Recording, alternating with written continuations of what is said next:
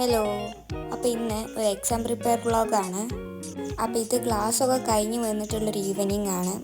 ഞാൻ ക്ലാസ്സൊക്കെ കഴിഞ്ഞ് വന്നാൽ ഉച്ചയ്ക്ക് ആവുന്ന നേരത്താണെങ്കിൽ ജസ്റ്റ് ഒന്ന് കിടന്നുറങ്ങും. പിന്നെ നീച്ചിട്ടാണ് ഞാൻ പഠിക്കാനൊക്കെ ഇരിക്കാറ്. അത് എക്സാമിന് ടൈമിലാണെങ്കിലും അല്ലെങ്കിൽ നോർമൽ ഡേയിലാണെങ്കിലും അങ്ങനെ തന്നെയാണ് ചെയ്യാറ്. കാരണം കോളേജൊക്കെ വിട്ട് കഴിഞ്ഞാൽ എനിക്ക് വേഗം ഉറക്കം വരും. അപ്പോൾ നൈറ്റ് പഠിക്കാനും കൂടി ഇരിക്കുമ്പം ആ ടൈമിലായിരിക്കും എനിക്ക് ഉറങ്ങാഞ്ഞാൽ പ്രശ്നം വരിക, പഠിക്കാൻ കഴിയില്ല, അപ്പം തന്നെ പോയി ഉറങ്ങേണ്ടി വരും. അപ്പോൾ അത് ഉണ്ടാവാതെ നിൽക്കാൻ വേണ്ടിയിട്ടാണ് ഞാൻ കോളേജ് വിട്ട് വന്ന് അപ്പം തന്നെ കിടന്ന് ഉറങ്ങുന്നത്. അപ്പോൾ ഞാൻ കുറച്ച് മുന്നേ ബാൽക്കണിയിൽ 2-3 റോസ് പൂവ് ഞാൻ നോക്കി വെച്ചിട്ടുണ്ടായിരുന്നു ഡ്രൈ ഫ്ലവർ ആക്കാൻ വേണ്ടിയിട്ട്. അപ്പോൾ അത് ഞാൻ കട്ട് ചെയ്തെടുക്കുകയാണ്. അപ്പോൾ ഫസ്റ്റ് ഞാൻ ടേബിളുമുള്ള ബോട്ടിൽ ഇങ്ങനെ ജസ്റ്റ് ഒന്ന് ഇട്ട് വെക്കുന്നുണ്ട്. ശരിക്കും അത് എങ്ങനെയാണ് ഡ്രൈ ഫ്ലവർ ആക്കുകയെന്ന് വെച്ചാൽ എല്ലാതും കൂടെ ഒരു നൂലൊക്കെ വെച്ച് കെട്ടിയിട്ട് തലകുത്തനാക്കി തൂക്കിയിടാണ് വേണ്ടത്. ഒരു 7 ദിവസമൊക്കെ കഴിയുമ്പം അത് ഡ്രൈ ആയിക്കോളും. പിന്നെ ഞാൻ പോയി ചായ കുടിച്ചു. എന്നിട്ടാണ് ഞാൻ പഠിക്കാതിരിക്കുന്നത്. അപ്പോൾ ഇന്ന് ഞാൻ എക്കണോമിക്സ് മാത്രമാണ് പഠിക്കാതിരിക്കുന്നത്. അതുകൊണ്ട് ടു ഡു ലിസ്റ്റോ കാര്യങ്ങളൊന്നും എഴുതുന്നില്ല.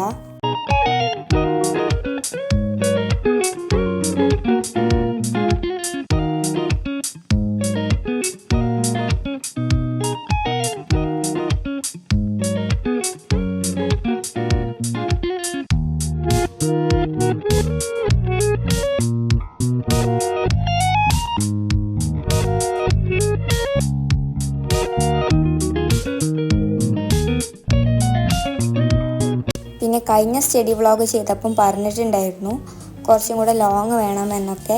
പക്ഷെ കൂടുതൽ ലോങ് ആക്കാത്തത് ഒരു സ്റ്റഡി വ്ളോഗല്ലേ, അതുകൊണ്ട് എഴുതുന്നതും പഠിക്കുന്നതും കാര്യങ്ങളൊക്കെ ആവും കൂടുതലായിട്ട് ഉണ്ടാവുക.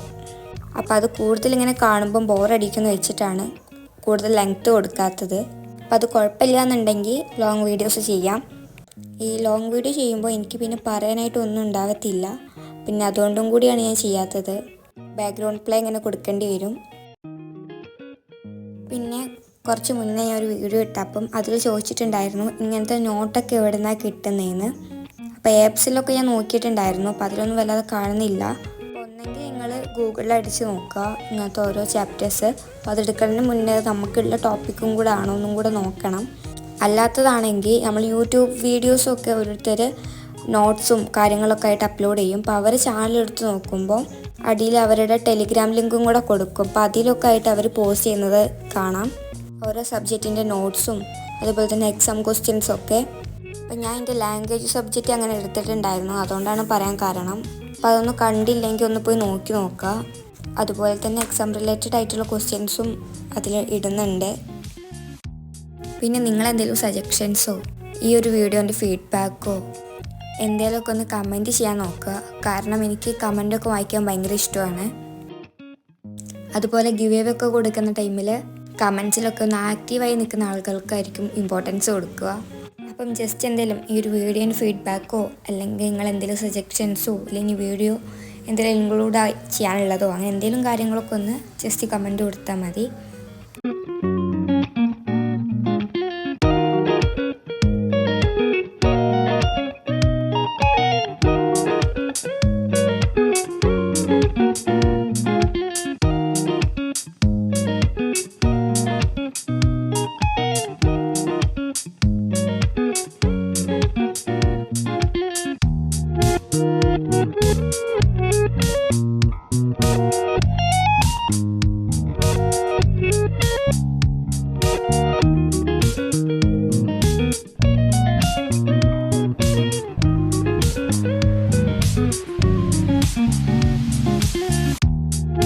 അപ്പോൾ എക്കണോമിക്സ് എഴുതി കഴിഞ്ഞതിന് ശേഷം എനിക്ക് തമ്പനെയിൽ സെറ്റ് ചെയ്യാനുണ്ടായിരുന്നു. അപ്പോൾ അതും കൂടെ ഇതിൽ ഇൻക്ലൂഡ് ചെയ്യാമെന്ന് വിചാരിച്ചു. അതെങ്ങനെ എഡിറ്റ് ചെയ്യുന്നൊക്കെ ജസ്റ്റ് ഒന്ന് കാണിക്കുന്നുള്ളൂ, വേറെ കാര്യങ്ങളൊന്നും പറഞ്ഞിരുന്നില്ല. അപ്പോൾ ഈ എഡിറ്റ് ചെയ്യുന്നതിൻ്റെ വീഡിയോ ഒക്കെ ഞാൻ ഓൾറെഡി അപ്ലോഡ് ചെയ്തതാണ്. അപ്പോൾ ഇനി കുറച്ച് സ്റ്റഡി ടിപ്സ് പറഞ്ഞു തരാമെന്ന് വെച്ചു. അപ്പോൾ ഞാൻ ചെയ്തിട്ടുള്ള ഒരുവിധം എല്ലാ സ്റ്റഡി വ്ളോഗ്സിലും സ്റ്റഡി ടിപ്സ് ഇൻക്ലൂഡ് ചെയ്യാറുണ്ട്. അപ്പം ഇനിയും സ്റ്റഡി ടിപ്സ് വേണമെന്ന് പറയുന്നുണ്ട്. അപ്പോൾ അതുകൊണ്ട് ഞാൻ വിചാരിക്കുന്നു ലാംഗ്വേജുമായിട്ട് റിലേറ്റ് ചെയ്തിട്ടുള്ള എന്തെങ്കിലും സ്റ്റഡി ടിപ്സ് പറഞ്ഞുതരാമെന്ന്. അപ്പം ലാംഗ്വേജസൊക്കെ പഠിക്കുന്ന ടൈമിൽ അപ്പോൾ എല്ലാവർക്കും കോമൺലി പഠിക്കാനുള്ള 2 ലാംഗ്വേജസാണ് ഹിന്ദിയും ഇംഗ്ലീഷും. അപ്പോൾ അതൊക്കെ പഠിക്കുന്ന ടൈമിൽ എക്സാമിനൊക്കെ എഴുതാൻ യൂസ്ഫുൾ ആയിട്ടുള്ള കുറച്ച് കാര്യം പറഞ്ഞുതരാം. അപ്പോൾ ഈ ലാംഗ്വേജസൊക്കെ സ്റ്റോറി ആയിട്ടാണ് ഉണ്ടാവുക. അപ്പോൾ അതിൻ്റെയൊക്കെ പോയിൻറ്റ്സ് എന്താ പഠിച്ചില്ലെങ്കിലും എല്ലാ ചാപ്റ്റേഴ്സിൻ്റെയും സ്റ്റോറി അറിയാൻ നോക്കുക. അപ്പോൾ അതൊക്കെ യൂട്യൂബിൽ തന്നെ അടിച്ചു നോക്കിയാൽ കിട്ടും അതിൻ്റെ മലയാളം സ്റ്റോറീസ്. അപ്പോൾ അതൊക്കെ ഒന്ന് അറിഞ്ഞിരിക്കുക അതിൻ്റെ മലയാളം സ്റ്റോറി എന്താണെന്ന്. പിന്നെ അത് എക്സാമൊക്കെ എഴുതുമ്പം ജസ്റ്റ് ഒന്ന് ട്രാൻസ്ലേറ്റ് ചെയ്ത് കൊടുക്കുകയാണ് വേണ്ടത്. അപ്പോൾ ജസ്റ്റ് ആ ഒരു സബ്ജക്റ്റ് അതേപോലെ തന്നെ ഒന്ന് ട്രാൻസ്ലേറ്റ് ചെയ്ത് കൊടുക്കുക. പിന്നെ കുറച്ച് വേർഡ്സൊക്കെ ഉണ്ടാവും ആ ഒരു ചാപ്റ്റേഴ്സുമായി ബന്ധപ്പെട്ടിട്ടുള്ള.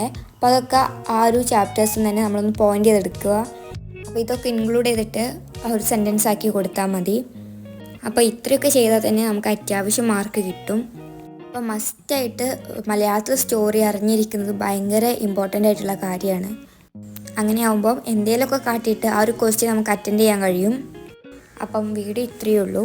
ഇഷ്ടമാണെങ്കിൽ ഒന്ന് ലൈക്ക് ചെയ്തേക്കുക. അതുപോലെ തന്നെ നിങ്ങളുടെ സജഷൻസ് കമൻറ്റ് ചെയ്യാനും കൂടെ മറക്കണ്ട.